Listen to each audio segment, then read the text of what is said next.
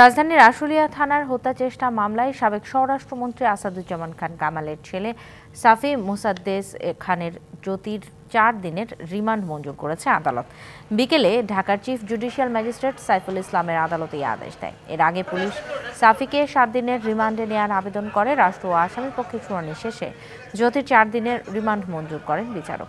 গত 11 সেপ্টেম্বর হত্যা চেষ্টার অভিযোগে ভুক্তভোগী মোহাম্মদ রবিউল সানি বাদী হয়ে আশুলিয়া থানায় হত্যা চেষ্টার অভিযোগে এই মামলা করেন।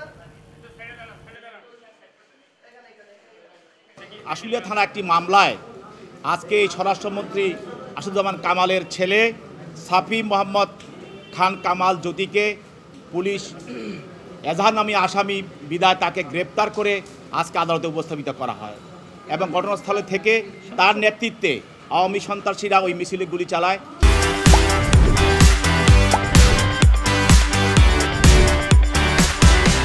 এবং তাকে এই মামলায় এজাহারভুক্ত আসামি করা হয়।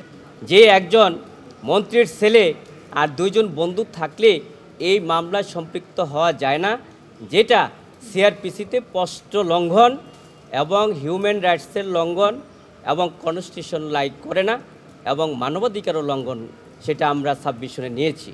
রাজনৈতিক হয়রানি এবং উদ্দেশ্যমূলকভাবে এই মামলায় আমাদেরকে জড়ানো হয়েছে।